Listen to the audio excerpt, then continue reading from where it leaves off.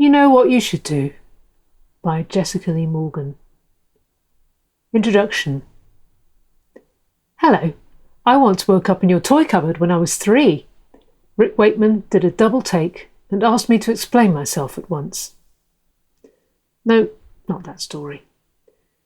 There I was, scooping all my gear off stage when some bloke comes up and asks me, "Did your mum sleep with Paul McCartney?" No, not that one either. You know what you should do? You should get together with Danny Harrison. He's releasing his dad's music as well. It's hard to know where to begin with this stuff. When I write it down, it all seems so outlandish or conceited or complaining. But it's all true and it's all relevant. I just want to organise it all and give it to you in the hope that it might either entertain you or help you. Those are really my 2 most important missions in life. This is a book about the business in which I've grown up. I thought I wasn't getting anywhere in the music business, but here I am, still doing it. God only knows why, and it turns out that I know more than I realise. Once I admit to someone who my parents are, either because they've asked or it seems daft to hide it any further, I can see the light bulb glowing in the person's head. They start the questions then. They can never unknow this fact, and so I have to now be careful who I tell.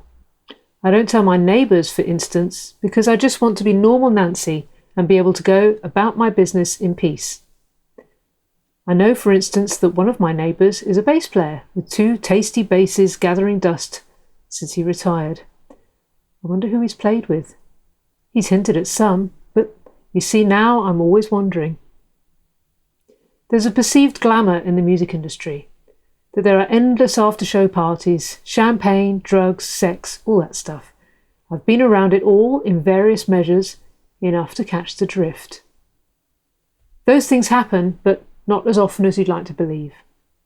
So here it is, everything I know about the music business, but was too afraid to admit. Disclaimer, there are no guarantees on how to get famous, so don't quote me and don't blame me if you end up working in Tesco. Get in the queue, mate. Do you know who I think I am? I was born in 1976 during the heatwave. My mother's name is Mary Hopkin.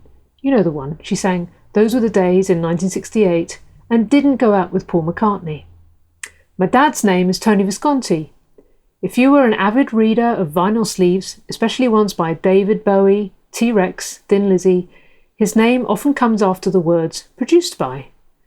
To be consistent, I'll mostly refer to them in this book by their names rather than my mum and my dad. In French classes at school, we had to write who we were and what our parents did.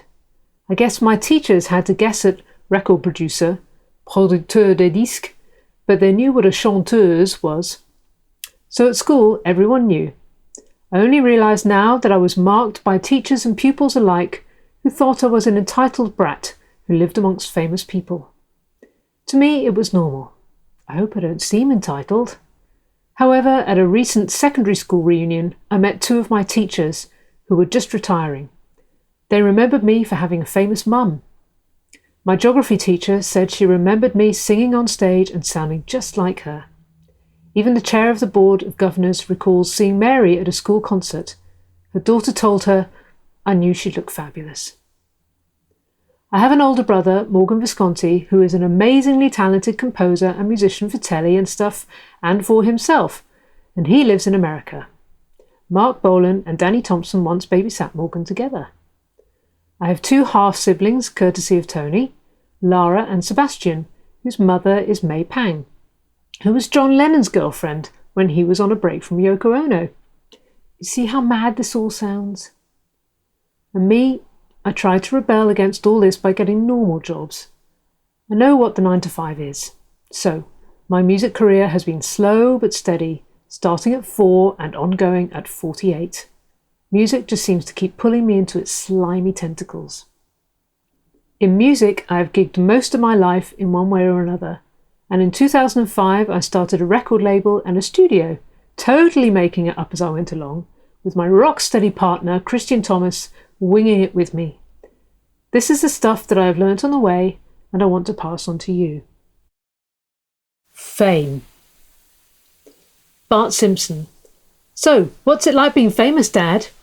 Homer Simpson. People know your name, but you don't know theirs. It's great. I want to be famous. I want to be rich. I want to be on TV. I want to be that rich bitch. Jessica Lee Morgan.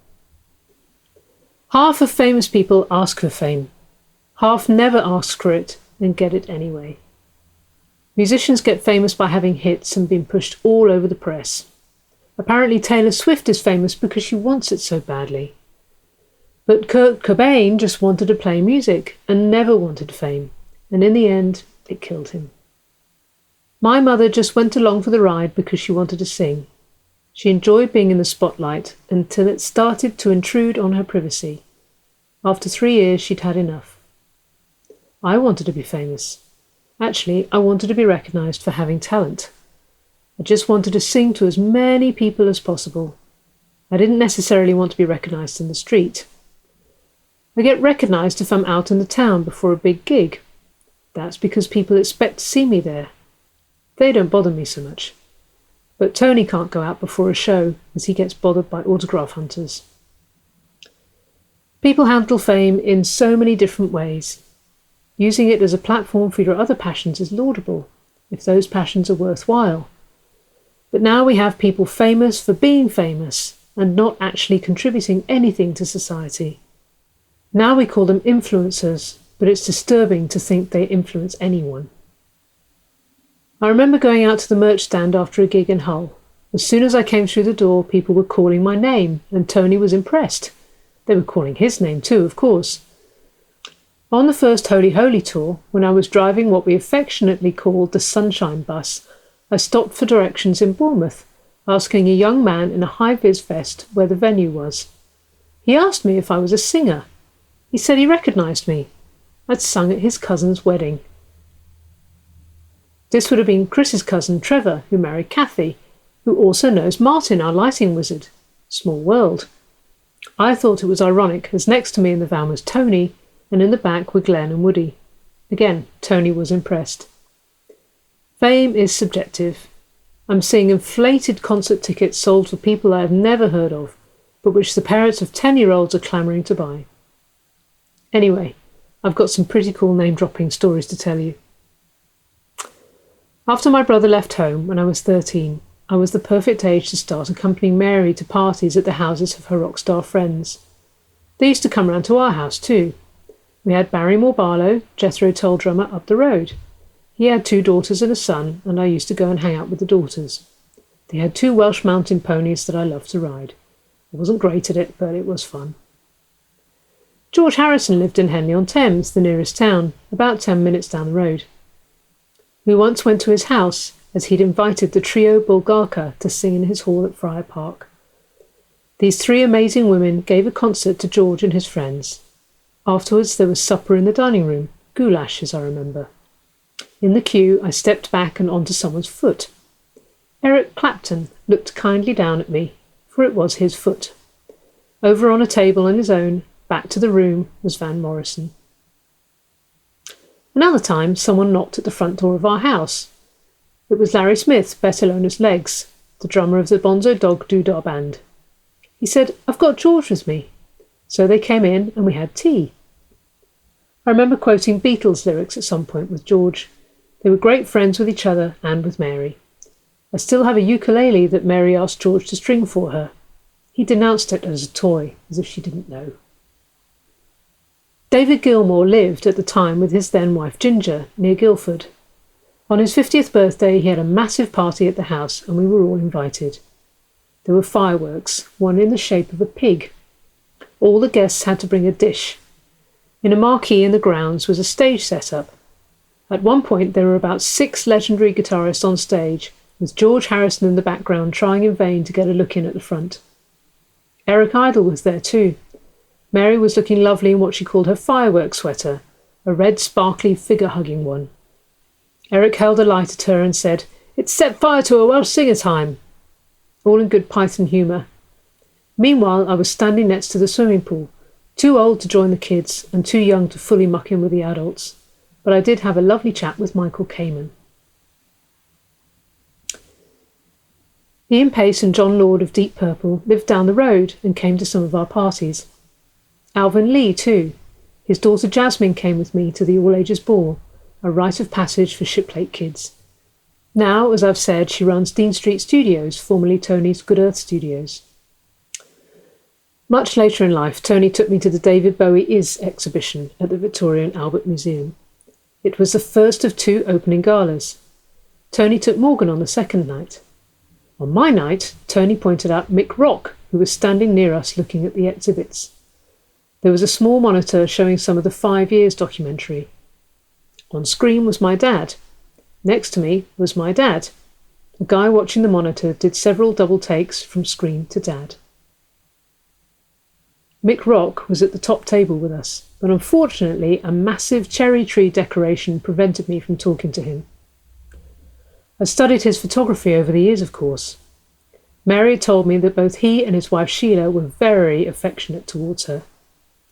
Tony was 3 to my right. A man sat to my left. To my right was an empty chair with a card saying Simon Le Bon. I asked this guy if that was the Simon Le Bon, and he said probably. I asked him if he was the Paul Simonon, and he said yes. We got on famously. Of course, I didn't know that he was the legendary bass smashing Clash member. Simon, for it was he, was very friendly too. He leaned over and asked Paul about his paintings. Paul had told me that he was a bass player, but more an artist. I googled him on the way out and live in shame to this day. Tony has since worked with Paul on The Good, the Bad and the Queen with Damon Albarn, and also with Paul and Galen Ayres. Tilda Swinton was there too. She was dressed in a PVC catsuit and huddled with 2 friends. Tony said he was dying to meet her. I told him that of all the people in here who could just walk up and introduce themselves, it was he. He approached and stood near like a little boy. When Tilda looked around, he introduced himself and she said, I was going to ask someone to find you. I'm so glad to meet you. Then it was my turn to loiter and Tony introduced me. She was so lovely and admired my blue nail polish. Later on, they were trailing around the gift shop together. She was there the next night and I think Morgan got to meet her too. Tilda gave a wonderful speech at the dinner. I remember her referring to the image of Bowie on the cover of Aladdin Sane, the bead of mercury on his collarbone. I've met 3 young ones. Mary took me to see Rick Mayall's show at the Hexagon in Reading. She had played there herself in Rock Nativity in 1980. We went backstage afterwards and he was lovely, charming, awkward. He asked how hubby was and she told him that she had divorced him years ago. He said, oops, foot in mouth. Backstage access at most venues was easy when Mary sent a note back asking to say hello. Tony has a friend called John Kelly, and one night we went to his house to hang out. Alexei Sale was there, and we had some good conversation. I made him laugh with a comment about nihilism. I wish I could remember what it was. Then, through Twitter, I asked Adrian Edmondson if he wanted to come to see Holy Holy at Shepherd's Bush Empire. It must have been 2014. He did. I remember Adrian backstage, and Tony introduced him to Daphne Guinness, who was performing. Tony asked her if she had seen Bottom. She hadn't, and Adrian said quietly, "Would you like to see my bottom?" and then climbed on the sofa to adjust the tannoy. Alexei came a year later, and he was flashing his VIP pass around with gusto. In 2023, Adrian invited Tony out for lunch, his podcast. Tony just told me that he'd gone for lunch with him, not that it was a podcast. Anyway, it's a good listen. Of course, if you're a Bad News fan, you'll know of the reference to Mary Hopkin in there. Vim Fuego, Aid's character, is interviewed in his flat, the floor scattered with vinyl albums. Among them is Mary's postcard album. In the next scene, Colin, Rick, accuses Vim of singing Mary Hopkin covers in wine bars, and then Nigel Planer starts drunkenly singing "Those Were the Days" in the background. At the premiere, which Tony attended, he made his relationship to Mary known to them. Mary was highly amused and took the backhanded compliment very well. Oh yes, there's that Rick Wakeman story. In my early years, Tony produced one of his albums in Switzerland. We were visiting, and I was put to bed, and in the gloom a Miss Piggy mask on the wall glowered down at me. To escape her, I crept away, ending up E.T. style in a toy cupboard, where I was later found asleep by my mum. So at a vintage TV party that I was attending in my PRS fund capacity, I went up to him and told him that aged 3 I'd fallen asleep in his toy cupboard. He was taken aback, but once he made me explain myself, we talked for a long time about music and about him working with Tony. Later still, I met his son, Adam, who performs with Damien Wilson.